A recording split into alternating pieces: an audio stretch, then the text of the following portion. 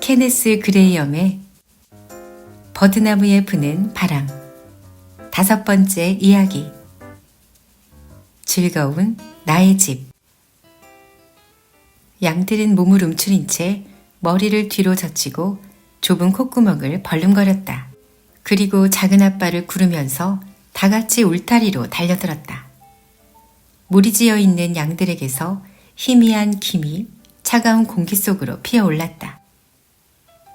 두 동물은 기분이 무척 좋아서 더 많이 웃고 떠들면서 발길을 재촉했다. 수달과 함께 하루 온종일 소풍을 나가서 사냥도 하고 강으로 들어오는 물줄기가 시작되는 너른 고지대도 탐험하고 돌아오는 길이었다. 짧은 겨울날이 두 동물 위로 그림자를 들이우는데 갈 길은 여전히 멀었다. 두 동물은 밭고랑을 아무데나 터벅터벅 밟고 지나가다가 양들이 우는 소리를 듣고 양 울타리 쪽으로 향했다. 그리고 지금은 양 울타리로 이어지는 잘 다져진 길을 발견하고 더 편하게 걷고 있었다. 게다가 두 동물은 모든 동물이 지니고 있는 작은 호기심을 따라 움직이고 있었다. 호기심은 그래 맞아. 이 길로 가면 집이 나와 하고 분명히 말하고 있었다. 두더지가 다소 미심쩍다는 듯이 발걸음을 늦추며 말했다. 사람들이 사는 마을로 가는 것 같아. 동물들이 낸 길은 이윽고 사람들이 지나다니는 오솔길이 되었고 그 시골길이 나오더니 잘 닦인 도로로 이어졌다. 동물들은 사람 사는 마을이나 툭하면 나타나는 사람들의 도로를 좋아하지 않기 때문에 교회나 우체국, 술집 같은 것에 얽매이지 않고 자기들만 다니는 길로 다녔다. 아, 신경 쓸 거 없어. 해마다 이맘때면 사람들은 안전한 집안에서 벽난로 주위에 모여 앉아 있으니까. 남자, 여자, 어른, 아이, 개, 고양이 할 거 없이 모두 성가시거나 불쾌한 일 없이 잘 빠져나갈 수 있을 거야. 원하면 창문으로 안을 들여다볼 수도 있어. 사람들이 뭘 하는지 말이야. 12월 중순의 밤은 빠르게 작은 마을을 뒤덮었고 두더지와 물지는 살짝 덮여있는 가루 눈을 가만히 밟으면서 마을로 다가갔다. 보이는 것이라고는 길 양쪽으로 어스름한 주홍색의 창문들 뿐이었다. 집집마다 벽난로 불빛과 램프 불빛이 여닫이 창을 통해 어두운 세상으로 흘러나왔다. 낮은 격자창에는 대부분 가리는 게 없어서 집 바깥에서 안을 들여다볼 수 있었다. 사람들은 차를 마시는 탁자 주위에 모여서 부지런히 손을 놀리거나 몸짓을 섞어가며 웃고 떠들었다. 그리고 아무리 능숙한 배우라도 얼굴에 담아내기 힘들 것 같은 행복한 미소를 짓고 있었다. 누군가 자신을 지켜본다는 사실을 모를 때만 지을 수 있는 미소였다. 고향에서 멀리 떨어져 있는 두 동물은 이 집에서 저 집으로 옮겨 다니면서 고양이를 쓰다듬어주는 모습이나 졸린 아이를 안아서 침대로 데려가는 모습, 지친 남자가 기지개를 켜고 연기 나는 통나무 끝에 담배 파이프를 터는 모습을 부러운 눈길로 바라보았다. 그날 밤 속이 환히 들여다 보이는 민무늬 블라인드가 쳐진 작은 창 앞에서 두 동물은 그리움이 꿈틀거리는 것을 느꼈다. 그것은 둘러싼 벽과 드리워진 커튼이 바깥 세상의 긴장과 불안을 막아주고 있게 만들어주는 작은 세상에 대한 그리움이었다. 흰 블라인드 바로 앞에는 세 장이 걸려 있었다. 창살과 횃대, 뚜렷하게 알아볼 수 있는 부속물, 심지어 어제 넣어준 각설탕 덩어리에 모서리가 다른 것까지 선명하게 보였다. 횃대 한가운데는 솜털이 보송보송한 새가 깃털 사이에 머리를 박고 있었다. 쓰다듬을 수 있을 정도로 가까이 있는 것처럼 보여 두 동물은 아빠를 뻗어보았다. 부푼 깃털의 섬세한 끝이 환히 빛나는 화면에 연필로 소박하게 그려놓은 그림 같았다. 두 동물이 바라보자 잠에 겨운 작은 새가 불편한 듯 몸을 뒤척이다가 잠에서 깨어 몸을 부르르 떨고는 머리를 들었다. 새는 작은 부리를 벌려 따분한 듯이 하품을 하더니 주위를 둘러보고는 다시 깃털 사이에 머리를 박았다. 그 사이 헝클어졌던 깃털은 조금씩 자리를 되찾아 완벽하게 차분해졌다. 물지와 두더지는 차가운 바람에 목이 와닿고 얼어붙는 진눈깨비가 피부에 닿아 살짝 따끔거리자 꿈에서 깨어났다. 두 동물의 발가락은 얼어 있었고 다리는 아팠다. 하지만 집까지는 아직 멀었다.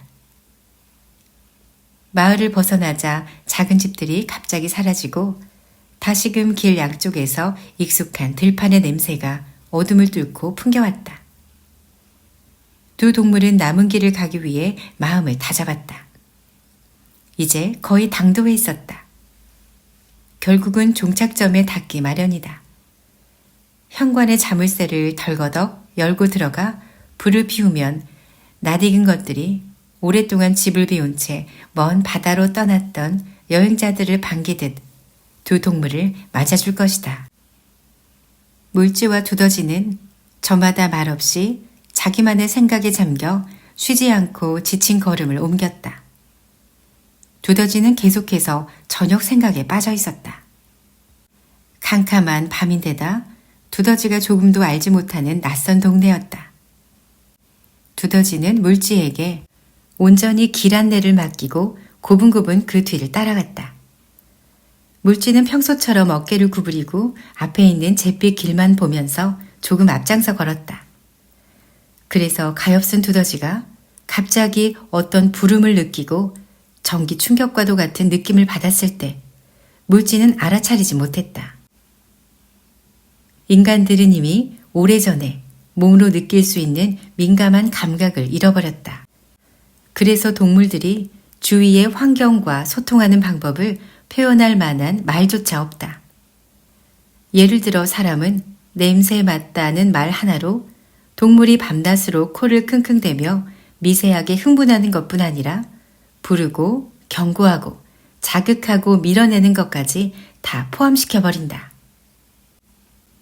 신비로운 요정의 부름이 어둠 속에서 느닷없이 두더지에게 찾아왔다. 무언지 정확히 기억나진 않지만 하나부터 10까지 아주 익숙한 매력이 두더지를 안달나게 만들었다. 두더지는 길에 우뚝 멈춰 서서 사방으로 코를 킁킁거리며 자기를 그렇게 흥부시킨 희미한 냄새를 찾아 헤맸다. 한순간 두더지는 그 냄새를 다시 맡았다. 이번에는 기억이 거대한 홍수처럼 밀려왔다. 집. 공기를 통해 떠돌며 달래듯 다가온 부름은 그 부드러운 손길은 모두 한 가지를 뜻했다. 지금 아주 가까이 있는 게 분명했다.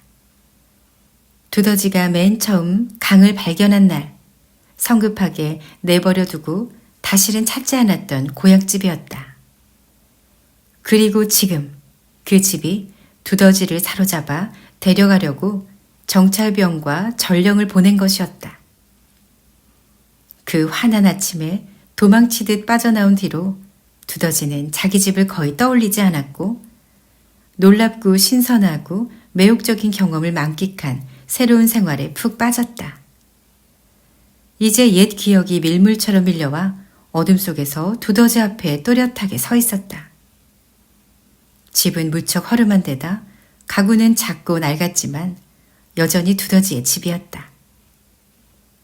두더지가 자기 자신을 위해 지은 집이었고 하루 일과를 마치고 즐겁게 돌아가던 곳이었다. 집도 틀림없이 두더지와 함께한 시간이 행복했기에 두더지를 그리워하고 돌아오길 기다리면서 두더지의 코에 대고 비난하듯 애달프게 부르고 있는 것이었다. 하지만 비통해하거나 분노하진 않았다. 그저 자기가 여기 있으니 어서 돌아오라고 구슬프게 일깨우고 있었다. 요구는 분명했고 부름은 명백했다. 두더지는 곧바로 부름에 따라가야 했다. 두더지가 기쁨에 넘치는 목소리로 말했다. 물지야, 기다려. 돌아와. 네가 있어야 해. 얼른. 물지가 걸음을 늦추지 않고 명랑하게 말했다. 얼른 가자, 두더지야. 어서. 가엾은 두더지가 심장에 고통을 느끼며 애원했다. 제발 멈춰, 물지야. 넌 몰라. 이건 내 집이야. 내 고향집이라고. 방금 집에 향기가 났어. 여기서 가까워. 정말로 아주 가까워. 집에 가봐야겠어. 반드시 가야 해. 돌아와, 물지야. 제발 돌아와. 물지는 어느새 훨씬 앞서가고 있었다. 너무 멀리 있어서 두더지가 부르는 소리를 정확하게 듣지 못했고 두더지의 높고 날카로운 목소리에 담긴 고통스러운 호소도 알아차리지 못했다. 그리고 날씨에도 바짝 신경을 곤두세우고 있었다. 아무래도 눈이 올 것 같은 냄새가 났기 때문이다. 물지가 뒤돌아보며 소리쳤다. 두더지야, 지금 멈추면 안 돼. 정말이야. 네가 뭘 발견했는지 모르지만 내일 와서 찾아보자. 난 멈출 수 없어. 늦었다고. 눈이 다시 올 것 같아. 길도 잘 모르겠어. 네 코가 필요해, 두더지야. 그러니까 빨리 가자, 착한 친구. 물지는 대답도 기다리지 않고 길을 재촉했다. 불쌍한 두더지는 길에 홀로 서 있었다. 가슴이 갈기갈기 찢어졌고 가슴 속 저 아래 어딘가에 모이고 모여있던 커다란 흐느낌이 금방이라도 격정적으로 터져 나올 것만 같았다. 하지만 이런 시험을 받고도 친구에 대한 충성심은 여전히 굳건했다. 두더지는 물질을 버린다는 생각은 꿈도 꾸지 않았다. 그러는 사이에도 고향집에서 실려온 한 줄기 냄새는 호소하듯 속삭이듯 마법을 부리듯 두더지를 찾았고 애타게 불러댔다. 두더지는 더 이상 그 마법의 울타리 안에서 지체하고 있을 수 없었다. 가슴이 찢어질 것만 같았다. 그래도 두더지는 비틀거리면서 고분고분 물질을 따라 길을 내려갔다. 그러는 동안에도 희미한 냄새가 발길을 돌리는 두더지의 코를 바싹 따라가면서 두더지의 새로운 우정과 무신경한 건망증을 비난하고 있었다. 두더지는 아무런 낌새도 못 채고 있는 물쥐를 따라잡으려고 애썼다. 물쥐는 돌아가면 무엇을 할지, 거실에서 통나무에 붙은 불이 얼마나 즐겁게 타오를지, 저녁 식사로는 무엇을 먹을지 신나게 떠들었다. 친구가 왜 이렇게 말없이 괴로워하고 있는지 알아차리지 못했다. 하지만 마침내 상당히 멀리까지 간 후 길과 맞붙은 잡목림 가장자리에 나무 그루터기를 지날 때 물쥐가 걸음을 멈추고 상냥하게 말했다. 이봐 친구, 너무 지쳐 보여. 말도 없고 발에 나비라도 매단 것처럼 무거워 보여. 여기 잠깐 앉아서 쉬자. 눈은 아직 내리지 않으려나 봐. 우리 소풍에서 제일 좋았던 것도 이제 다 끝났어. 두더지는 울적한 기분으로 쓸쓸하게 나무 그루터기에 앉아 스스로 마음을 추스르려고 애썼다. 그게 정말로 오고 있다는 걸 느꼈기 때문이다. 지금까지 꾹 참아왔던 흐느낌이 더 이상 견디지 못하고 터져 나왔다. 흐느낌은 점점 위로 올라 공기 중으로 퍼져나갔고 울음소리는 더 크고 빨라졌다. 가엾은 두더지는 마침내 싸우기를 포기하고 어찌해보지도 못한 채 대놓고 엉엉 울었다. 이젠 다 끝나버렸다. 되찾았다고도 할 수 없는 집을 잃어버린 셈이다. 물쥐는 두더지가 갑자기 발작을 일으키듯 비통해하자 깜짝 놀라고 당황해서 한동안 말도 걸지 못했다. 마침내 아주 조용히 호의적으로 말했다. 왜 그래, 친구? 도대체 무슨 일이야? 무슨 일인지 얘기해봐. 내가 할 수 있는 게 뭔지 알아볼게. 불쌍한 두더지는 가슴에서 뭔가 치밀어 올라와서 아무 말도 하지 못했다. 말이 나오려다가도 목이 메어 자꾸만 막혔다. 마침내 두더지가 여전히 흐느끼며 띄엄띄엄 말했다. 나도 그게 허름하고 우중충하고 좁은 곳이라는 걸 알아. 너의 집처럼 아늑하지도 않고 두꺼비의 저택처럼 아름답지도 않고 오소리 아저씨의 집처럼 크지도 않아. 그래도 나의 작은 집인데, 내가 좋아하는 집인데, 집을 떠나고 나서 집 생각은 까맣게 잊고 있었어. 그런데 갑자기 집 냄새가 났어, 길에서. 내가 너를 불렀는데 네가 들으려고도 하지 않았을 때 말이야. 그리고 모든 게 갑자기 한꺼번에 확 되돌아왔어. 정말 집에 가고 싶었어. 세상에, 이런 세상에. 내가 되돌아오려고 하지 않았을 때 그때 떠났어야 했어. 계속해서 냄새가 풍겨올 때 가슴이 찢어질 것 같았어. 그때 돌아가서 내 집을 잠깐이라도 봤으면 좋았을 텐데 딱 한 번만이라도 가까이에 있었어. 하지만 넌 돌아보려고도 하지 않았어. 돌아보려고도 하지 않았다고. 세상에, 이런 세상에. 그 일을 다시 떠올리자 슬픔이 새록새록 파도처럼 밀려왔고 다시 흐느낌이 시작되어 더 이상 말을 할 수가 없었다. 물지는 앞을 똑바로 쳐다보면서 아무 말도 못하고 그저 두더지의 어깨를 부드럽게 토닥거렸다. 잠시 뒤에 물지가 우울하게 중얼거렸다. 이제 다 알았어. 난 정말 돼지 같았어, 돼지. 그게 나야. 그냥 돼지였어. 못돼 먹은 돼지. 물지는 두더지의 울음이 규칙적으로 줄어들고 점점 잦아들 때까지 기다렸다. 마침내 울음소리보다 코를 훌쩍거리는 소리가 자주 들리자 물지는 자리에서 일어나 무심하게 말했다. 자, 이제 계속 가는 게 좋겠어, 친구. 물지는 지금까지 고생스럽게 왔던 길을 향해 뒤돌아서서 다시 걷기 시작했다. 울먹이던 두더지가 깜짝 놀라서 물지를 올려다보며 말했다. 도대체 어딜 가는 거야? 물지야. 물지가 명랑하게 말했다. 네 집으로 갈 거야, 친구. 그러니까 따라오는 게 좋을걸. 찾을 게 있어. 네 코가 필요해. 두더지가 벌떡 일어서서 서둘러 물지를 따라가며 말했다. 아, 돌아와 물지야, 제발. 아무 소용없어. 정말이야. 너무 늦었어. 너무 어둡고 너무 멀단 말이야. 곧 눈도 올 것 같아. 그리고 난 내가 느낀 바를 너에게 알리고 싶지 않았단 말이야. 갑자기 생긴 사고였어. 실수였어. 그리고 강둑을 생각해봐.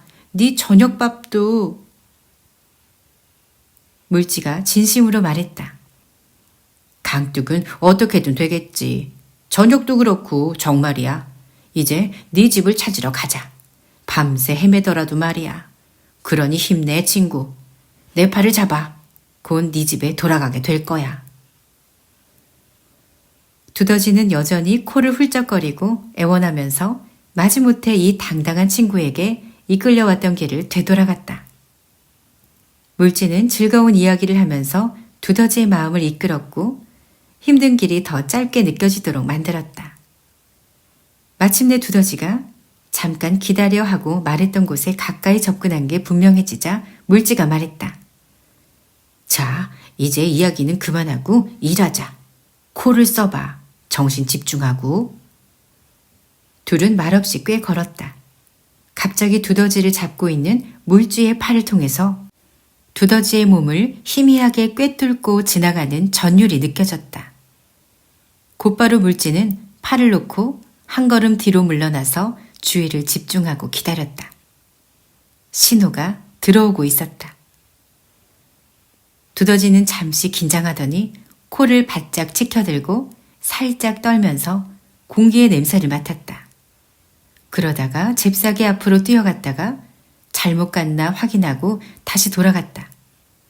그리고 나서 천천히 그리고 꾸준히 자신 있게 앞서 나갔다.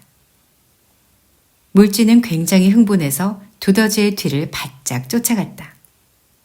두더지는 목류병 환자처럼 마른 도랑을 건너고 재빨리 산 울타리를 뚫고 흐릿한 별빛 아래서 길도 없이 황량하게 펼쳐진 들판을 나아갔다. 두더지가 경고도 없이 갑작스럽게 땅을 파고 들어갔다. 하지만 물지는 정신을 바짝 차리고 있다가 곧바로 두더지를 따라서 충실하게 땅굴로 들어갔다. 땅굴은 좁고 텁텁했으며 흙냄새가 진하게 났다. 물지는 한참을 나아가 통로가 끝났을 때야 일어서서 몸을 쭉 뻗고 부르르 떨었다. 두더지가 성냥을 켰다. 물지는 두더지와 함께 탁 트인 공간에 서 있었다. 그곳은 빗자루로 깔끔하게 치워져 있었고 발 아래에는 모래가 깔려 있었다. 그리고 바로 앞에는 두더지의 집이라는 두꺼운 글씨가 페인트로 쓰여 있는 작은 현관이 있었다. 그 위로는 초인종을 울리는 줄이 있었다. 두더지는 벽에 박힌 못에서 등을 내려 불을 켰다. 물지는 주위를 둘러보았다. 넓은 앞마당 같은 곳의 한가운데였다. 문 옆 한쪽에는 정원 벤치가 있었고 다른 쪽에는 땅을 고르는 롤러가 있었다. 집에서는 두더지도 깔끔한 성격이라 다른 동물들이 뛰어들어와서 땅을 파고 흙 무더기를 만들어 놓는 걸 그냥 보고 있을 수 없었던 것이다. 벽에는 양치식물이 든 철사 바구니가 걸려 있었고 석고 조각상이 서 있는 받침대가 띄엄띄엄 놓여 있었다. 가리발디, 어린 사무엘, 빅토리아 여왕, 또 다른 근대 이탈리아의 영웅들이었다.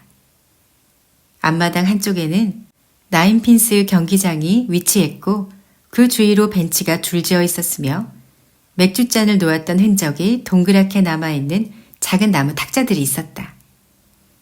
가운데에 있는 작고 둥그런 연못에서는 금붕어들이 놀고 있었고 새 조개의 조가비로 둘레가 장식되어 있었다. 연못의 가운데는 상상 속에나 나오는 것 같은 구조물이 더 많은 조가비 장식을 달고 서 있었다. 그 위에는 은도구물한 커다란 유리구슬이 있었는데 모든 게 찌그러진 모양으로 비춰져 아주 재미있었다. 두더지는 자신의 소중한 물건들을 모두 살펴보고 얼굴이 환하게 밝아졌다. 서둘러 물질을 현관 안으로 들이고 현관 안쪽에 불을 켠 다음 옛집을 휙 둘러보았다. 먼지가 사방에 수북히 쌓여 있었고 오랫동안 돌보지 않은 집답게 칙칙하고 황폐해 보였다. 비좁고 변변찮은 공간과 낡고 초라한 살림살이를 둘러보았다. 두더지는 앞발 사이에 코를 파묻고 다시 의자에 털썩 주저앉았다. 두더지가 울적하게 말했다. 아, 물지야. 내가 왜 그랬을까? 왜 오늘 같은 밤에 너를 이렇게 볼품없고 춥고 좁은 곳으로 데리고 왔을까? 안 그랬으면 넌 지금쯤 강둑에서 좋은 것들에 둘러싸여 활활 타오르는 불 앞에서 발가락을 녹이고 있었을 텐데 말이야. 두더지가 서글프게 자책하는 소리에도 물지는 신경 쓰지 않았다. 물지는 여기저기 뛰어다니고 문을 열어보고 방과 찬장을 조사하고 램프와 양초에 불을 붙여 사방에 세워놓았다. 물지가 기분 좋게 말했다. 정말 작고 멋진 집이야. 아주 오밀조밀하고 잘 짜여 있어. 여기 있는 모든 것들이 있어야 할 곳에 자리를 잡고 있어. 우린 즐거운 밤을 보낼 거야. 우리가 가장 먼저 원하는 건 불을 잘 피워놓는 거지. 내가 알아서 할게. 난 항상 어디에 물건을 찾아야 하는지 알거든. 그러니까 여기가 응접실이지? 정말 멋져. 네 생각이야? 벽 속에 작은 잠자리를 만든 건 말이야. 훌륭한데. 자, 난 나무와 석탄을 가져올 테니까 넌 먼지떨이를 가져와. 부엌 식탁이 하나 있을 거야. 먼저 깨끗하게 치우자. 서둘러 친구. 친구의 격려에 힘을 얻은 두더지는 몸을 일으켜서 온 힘을 다해 정성껏 먼지를 떨고 용기나게 닦았다. 그동안 물지는 장작을 하나는 들고 이리저리 뛰어다녔다. 곧 불꽃이 굴뚝을 향해 활활 타올랐다. 물지는 두더지에게 얼른 와서 불을 쬐라고 큰 소리로 불렀다. 하지만 두더지는 곧바로 울적해져서 털썩 소파에 주저앉아 어두운 절망에 빠진 채 먼지떨이에 얼굴을 묻었다. 두더지가 투덜댔다. 물쥐야, 저녁 식사는 어떡하지? 가엾고 춥고 배고프고 지친 동물아. 난 너한테 줄 게 아무것도 없어. 아무것도. 부스러기 하나 없다고. 물쥐가 나무라듯이 말했다. 넌 정말 포기하는데 1등이구나. 부엌 찬장에 정어리 통조림 따개가 있는 걸 똑똑히 봤어. 그러니까 근처 어딘가에 분명히 정어리가 있을 거야. 정신 차려. 기운내고 나랑 같이 가서 먹을 걸 찾아보자. 그래서 둘은 찬장이란 찬장은 다 뒤지고 서랍이란 서랍은 다 열어보면서 음식을 찾아보았다. 많이 찾지는 못했지만 그래도 결과는 그리 실망스럽지 않았다. 정어리 통조림 하나, 거의 그득하게 들어있는 건빵 한 상자, 은박지에 쌓여있는 독일식 소세지를 발견했다. 물쥐가 식사를 차리며 말했다. 너를 위한 만찬이야. 오늘 밤 우리가 함께 저녁을 먹고 싶어서 귀를 쫑긋 세우고 있는 동물들도 있을 거라고. 두더지가 서글프게 말했다. 빵도 없고 버터도 없고 또... 물쥐가 씩 웃으면서 말을 이었다. 거위간으로 만든 빠테도 없고 샴페인도 없지. 그리고 보니 생각나는 게 있는데 복도 끝에 있는 저 작은 문은 뭐야? 지하실 문이야? 틀림없어. 이 집엔 사치품이 더 있어. 조금만 기다려봐. 물쥐는 지하실 문으로 가더니 곧 먼지를 뒤집어 쓴 채 앞발과 겨드랑이에 맥주병을 끼고 돌아왔다. 넌 정말 제멋대로구나. 네가 정말 형편없다고 생각하지 마. 이곳은 내가 지내본 곳 중에 가장 즐거운 곳이야. 자, 저 사진들은 어디서 가져왔어? 저것들이 있어서 이곳이 정말 내 집처럼 느껴져. 네가 이곳을 좋아하는 것도 당연해. 이 집에 대해서 다 얘기해줘. 어떻게 이런 집을 만들게 됐는지 말이야. 물쥐가 혼자서 바쁘게 접시와 포크와 숟가락과 달걀컵에 담은 머스터드를 들고 왔지만 두더지의 가슴은 조금 전까지 느꼈던 감정 때문에 스트레스를 받아서 여전히 들썩거렸다. 그래서 두더지는 조금 부끄러웠다. 하지만 점점 시간이 지날수록 자유롭게 설명에 열중할 수 있었다. 이건 어떻게 설계했으며 저건 어떻게 생각해냈는지, 요건 숙모한테서 어떻게 물려받게 되었는지, 저 멋진 건 어떻게 찾아내서 싸게 구입했는지, 또 다른 건 밥까지 굶어가면서 모은 돈으로 얼마나 힘들게 샀는지 등등의 이야기를 풀어놓았다. 마침내 두더지는 기분이 꽤 좋아져서 램프를 들고 가재도구를 살피며 손님에게 자랑하고 자세히 설명해 주었다. 그래서 그렇게 원하던 저녁밥을 먹는 것도 까맣게 잊고 있었다. 물쥐는 배가 고파 죽을 지경이었지만 드러내지 않으려고 무진 애를 썼다.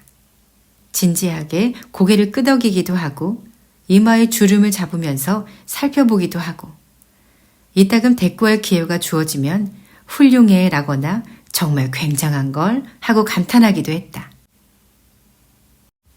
마침내 물쥐는 두더지를 식탁으로 유인하는 데 성공했다. 그리고 따개를 들고 정어리 통조림을 따는데 힘을 쏟았다. 그때 앞마당에서 무슨 소리가 들렸다.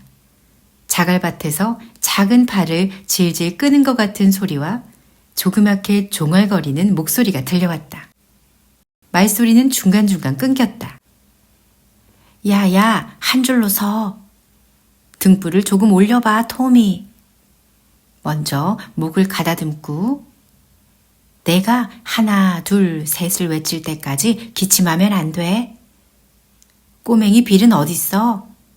여기 이리로 와, 어서. 우리 모두 기다리고 있잖아. 물지가 바쁘게 일하다 말고 물었다. 무슨 일이야? 두더지가 조금 우쭐거리며 말했다. 들쥐들일 거야. 해마다 이맘때면 돌아다니면서 캐럴을 부르거든. 이 근처에서 유명한 애들이야.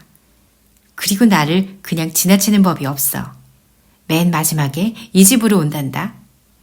난 따뜻한 음료를 줬어. 이따금 저녁도 대접했고 형편이 될 때 말이야. 들쥐들 노래를 다시 듣는다니 옛날로 돌아간 것 같아. 물지가 벌떡 일어나 현관으로 달려가며 큰 소리로 말했다. 가서 한번 보자. 문을 활짝 열어 젖히자마자 계절에 맞는 아름다운 광경이 눈에 들어왔다. 앞마당에는 8마리나 10마리쯤 되는 들쥐들이 뿔로 만든 등에서 나오는 희미한 빛을 받으며 반원 모양으로 둥글게 서 있었다. 목에는 기다란 빨간 털목도리를 둘렀고 앞발은 주머니에 깊숙이 찔러 넣은 채 몸을 따뜻하게 하려고 발을 동동 구르고 있었다. 들쥐들은 구슬 같은 눈을 반짝이며 수줍게 서로를 쳐다보면서 살짝 키득거리기도 하고 훌쩍거리는 코를 외투 소매로 훔치기도 했다. 문이 열리자 등불을 들고 있던 나이 많은 들쥐가 곧바로 말했다. 자, 하나, 둘, 셋. 그러자 곧이어 작고 높은 목소리가 공기 중으로 퍼졌다. 옛날부터 조상들이 크리스마스철이면 황갈색의 설이 내린 들판에서 눈 쌓인 굴뚝 모서리에서 진흙투성이 거리에서 등불 켜진 창가를 향해 부르던 캐럴을 한 목소리로 불렀다. 캐럴. 마을 사람 모두 설이 내리는 추위에도 모두들 문을 활짝 열고서 바람이 불어 들어와도 눈이 따라 들어와도 우리를 불 곁으로 이끄네. 내일 아침의 기쁨이 여러분과 함께하기를. 우리 여기 추위와 진눈개비 속에 서서 호호 손가락을 불고 발을 구르며 멀리서부터 당신을 반기러 왔다네. 당신은 난로가에 우리는 길가에. 내일 아침에 여러분에게 기쁘게 인사하네. 이 밤에 반이 지나기 전에 별이 문득 우리를 이끌고 기쁨과 축복을 내리네. 내일도 또 행복하기를, 아침마다 기쁨이 함께하기를. 착한 요셉이 힘겹게 눈을 헤치며 오가다 마구간 위로 낮게 들이운 별을 보았네. 마리아는 멀리 가지 못하니 초가지붕과 그 아래 흩어진 집도 반갑네. 내일 아침 마리아에게 기쁨이 있기를. 그리고 마리아와 요셉은 천사들의 부름을 들었네. 누가 제일 먼저 노엘을 외쳤느냐? 동물들도 모두 그 소리를 들었다네. 그들 모두 마구간에 살고 있었기에 내일 아침 기쁨이 그들과 함께 하기를. 노래가 끝나자 들쥐들은 수줍은 미소를 얼굴에 띠고 슬쩍슬쩍 곁눈질로 눈길을 주고받았다. 침묵이 뒤를 이었다. 하지만 아주 잠깐이었다. 머리 위 저 멀리에서 얼마 전까지 두더지와 물쥐가 여행을 했던 땅굴 아래에서 희미한 콧노래 소리에 맞춰 딸랑딸랑 울리는 기쁨의 종소리가 분명하게 들려왔다. 물쥐가 진심으로 소리쳤다. 정말 잘했어 얘들아. 이제 안으로 들어오렴. 너희 모두 다. 불 옆에서 몸도 녹이고 따뜻한 것도 좀 먹으렴. 두더지도 열심히 권했다. 그래 들어와 들쥐들아. 정말 옛날과 똑같구나. 문 닫고 들어오렴. 저 나무 의자를 난로 쪽으로 바짝 당겨 앉아. 자, 너희들은 잠깐만 기다리렴. 우리가. 아, 물쥐야. 두더지가 절망에 빠져 눈물이 그렁그렁한 채 의자에 털썩 주저앉으며 말했다. 어떡하지? 저 애들한테 줄 게 하나도 없어. 물쥐가 능수능란하게 말했다. 다 나한테 맡겨. 그리고 나서 곁에 있던 들쥐에게 물었다. 등불을 들고 있는 얘야, 이쪽으로 오너라. 얘기 좀 하자꾸나. 자, 말해봐라. 이 시간에 문을 여는 가게가 하나라도 있니? 들쥐가 공손하게 대답했다. 그럼요, 있어요, 아저씨. 해마다 이맘때면 가게들은 문을 닫는 때가 없답니다. 물쥐가 말했다. 그럼 나 좀 보자. 곧바로 등불을 들고 가서. 중얼중얼 대화가 계속 이어졌지만 두더지는 조금밖에 듣지 못했다. 신선하고 뭐랄까. 아니, 1파운드면 될 거야. 버긴스시 가게에 가면 있을 거야. 다른 건 하나도 없으니까. 아니, 제일 좋은 걸로. 거기 없으면 다른 데 가보렴. 그럼 물론 통조림에 든 거 말고 직접 만든 걸로. 그런 다음엔 아무튼 최선을 다하렴. 마침내 앞발에서 앞발로 동전이 딸랑거리며 옮겨가는 소리가 나더니 들쥐는 물건을 담을 빈 바구니와 등불을 들고 서둘러서 길을 나섰다. 나머지 들쥐들은 나무 의자에 나란히 앉아서 조그만 다리를 흔들며 동상에 걸린 발이 얼얼해질 때까지 즐겁게 따뜻한 불을 쬐었다. 그 사이 두더지는 아이들과 가벼운 이야기를 나누려고 했다. 하지만 이야기는 가족사로 흘렀고 아이들에게 수많은 형제들의 이름을 쭉 나열해 보도록 했다. 들쥐들은 동생들이 너무 어려서 올해는 캐럴을 부르러 함께 나오지 못했지만 곧 부모의 허락을 받게 될 것 같다고 말했다. 물쥐는 그 사이 분주하게 맥주병에 붙은 상표를 살펴봤다. 물쥐가 만족스럽게 말했다. 이건 올드버튼 맥주구나. 두더지, 넌 정말 분별 있어. 정말 안성맞춤이야. 이제 에일에 향신료를 넣어서 데우면 되겠다. 두더지야, 준비를 좀 해. 난 코르크 마개를 딸 테니까. 맥주는 곧 데워졌고 양철 난로 한가운데서는 붉은 불길이 활활 타올랐다. 곧이어 들쥐들은 저마다 코를 훌쩍이고 기침을 하고 콜록거리면서 눈물을 닦고 깔깔 웃어댔다. 모두들 그날이 그 어느 때보다 추운 날이라는 사실을 까맣게 잊어버렸다. 두더지가 물쥐에게 설명했다. 얘네들은 연극도 해. 무대도 자기들끼리 직접 만들어서 연기를 해. 그것도 아주 잘한단다. 작년에 우리한테 정말 멋진 연극을 보여줬어. 바다에서 바르바리 해적들에게 붙잡혀 갤리선에서 노를 저어야 했던 들쥐 이야기였어. 그 들쥐가 배에서 도망쳐 다시 집으로 돌아왔을 때 사랑하는 여인은 수도원으로 들어가 버린 뒤였지. 자, 얘야, 너도 그 연극을 함께 했지? 너도 무대에 있었던 게 기억나. 일어나서 조금 외워보렴. 두더지가 가리킨 들쥐가 자리에서 일어나 수줍게 키득거리며 방을 둘러보았다. 바짝 긴장했는지 입을 떼지 못했다. 형제들이 함성을 지르며 응원했고 두더지는 들쥐를 구슬리며 격려했다. 물쥐는 들쥐의 어깨에 손을 얹고 흔들기까지 했다. 하지만 들쥐는 무대 공포증을 조금도 이겨내지 못했다. 모두들 투신자살자 구조회의 규정을 따르는 노련한 뱃사공들처럼 그 들쥐를 귀찮을 정도로 설득하고 있을 때 걸쇠가 딸깍거리면서 문이 열리더니 등불을 들고 나갔던 들쥐가 바구니 무게를 못 이겨 비틀거리며 나타났다. 일단 바구니에 들어있던 알찬 내용물이 탁자 위로 쏟아져 나오자 연극 얘기는 쏙 들어가 버렸다. 물지의 진두지휘 아래 모두들 뭔가를 준비하기도 하고 가져오기도 했다.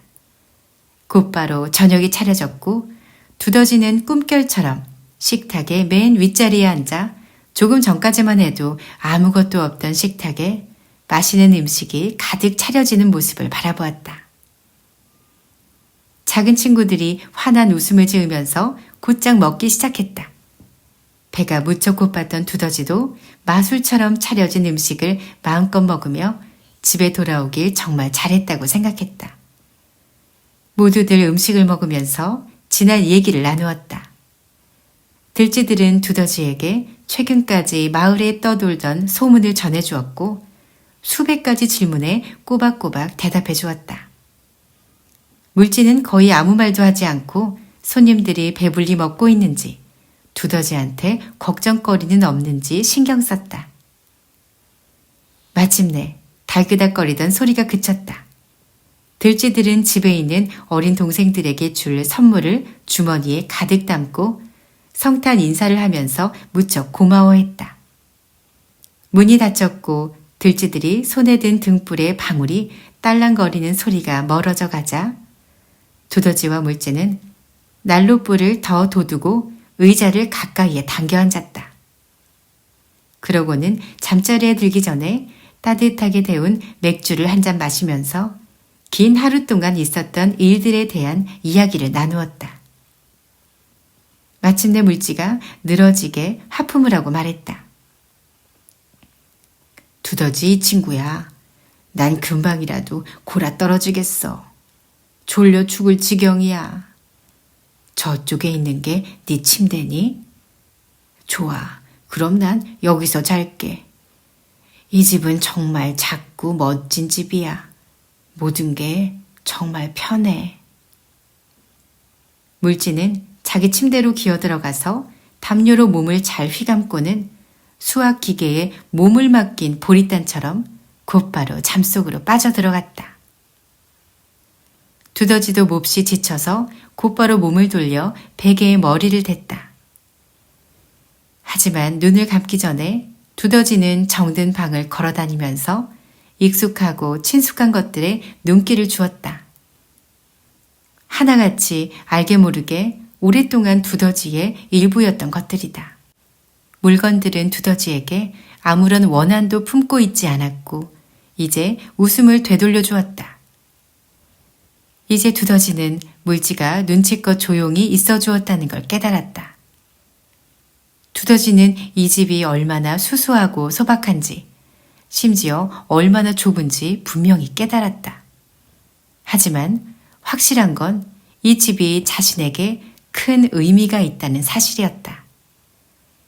집은 누군가에게 정말 특별하고 가치 있는 정박지 같은 존재였다. 하지만 두더지는 새로운 생활과 그 멋진 장소를 버리고 싶은 생각이 전혀 없었다. 태양과 공기와 모든 것들이 선사하는 것에서 등을 돌리고 이 집에 틀어박혀 지내고 싶은 생각은 조금도 없었다. 땅 위의 세상은 여전히 너무나 강렬하게 두더지를 부르고 있었다. 심지어 두더지는 이 땅 속에서도 더 넓은 무대로 돌아가야 한다는 걸 알았다. 하지만 자기 자신만의 장소였던 이곳으로 돌아온 것도 좋았다. 이곳은 온전히 두더지 자신만의 장소였고 살림 도구들은 두더지를 다시 만나 무척 기뻐하고 있었다. 그리고 언제나 변함없이 반갑게 맞아주고 의지가 되어줄 터였다.